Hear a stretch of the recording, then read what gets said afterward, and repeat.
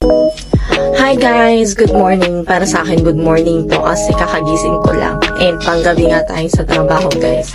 I just literally woke up. Gusto kong i-share sa inyo yung experience ko with this another product of T1.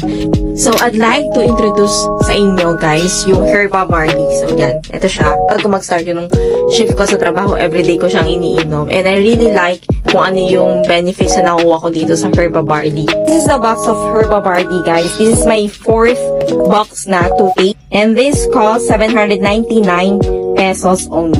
So, yan guys. Open natin yung isa. Pag bumili kayo guys, yung laman ng box is nasa 10 pieces din yung box niya.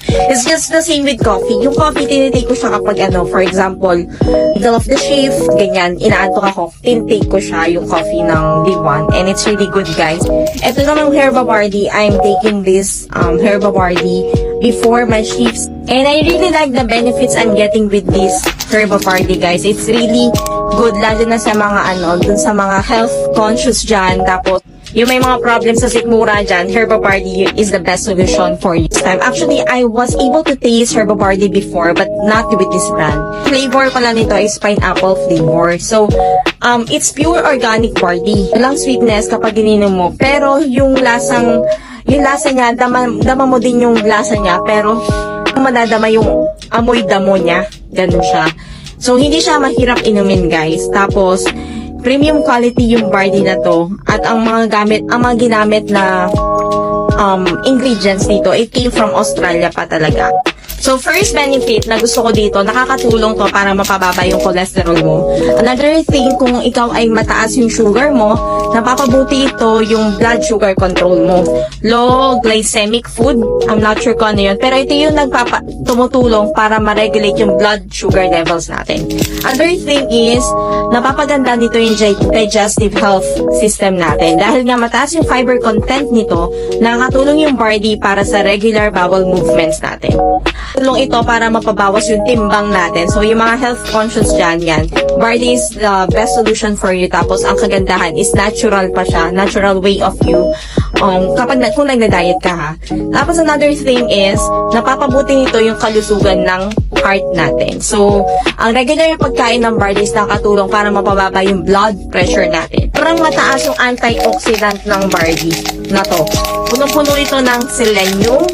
Isang antioxidant ito na tumutulong sa atin mapalakas yung immune system natin. Tsaka mapabagal yung aging natin. Kasi alam mo na, tumatanders na tayo yan. Mapalakas nito yung immune system natin. Kasi nga ako, working from home, tapos ang work ko is sa gabi. So, I really need this kind of drink. O siya kasi nakakatulong din siya sa bone health natin. Kung ikaw yung tao na meron kang cancer, myoma, hypertension, hepatitis, insomnia, yan, low sperm count, yan, nakakatulong din to. Liver, cirrhosis, migraine, muscle, and nerve pain, mental tiredness, kidney stone, osteoporosis, paralysis, stroke, thyroid problem, heart disease, and any other complication, type 2 diabetes, prostate cancer, cysts, bronchitis, anemia, cataract, cervical ulcer, vertigo, toxins in the body, delay, aging process, skin rash, gonorrhea, nakakatulong din to. So yan, constipation, shortness of breath, stroke, and spinal disease, PMS, yung mga ganyan. So, this is good for detox. Nakakatulong to para mapababa yung bad cholesterol, pagandahin yung daloy ng dugo natin, mabalansa yung acidity ng katawan, lowering down the blood sugar by enhancing insulin in the body. So, colon cleansing, liver detox, restore body's alkalinity, regulate bowel movement, empower your immune system. Pag tinimpla nyo yung Herba Barley, do not put hot water. So, ang ilalagay nyo lang is tap water or cold water. Ang sachet nito, so once na nag-pour ka dito sa cup nyo, maglalagay ka ng nasa around 80 ml na water. Pero ako, tinatansya ko lang kasi. Ayan guys, binuhusan ko na to ng water, hindi ko mapakita sa inyo, pero eto review lang din dun sa Herba Coffee na ginawan ko ng review last time. Di ba sa Herba Coffee, kapag binuwas mo yung hot water, parang maamoy mo yung pagka-aroma niya. Ito, maamoy mo yung pineapple juice flavor. Literal. As in, literal. Maamoy mo talaga siya. So, niya guys. Ayun, no? Yan. Sobrang bango niya. Literal, maamoy mo yung pineapple flavor niya. So, tikman natin guys. Hindi mainit guys, kasi tap water lang to. So, ininom ko siya before my shift start.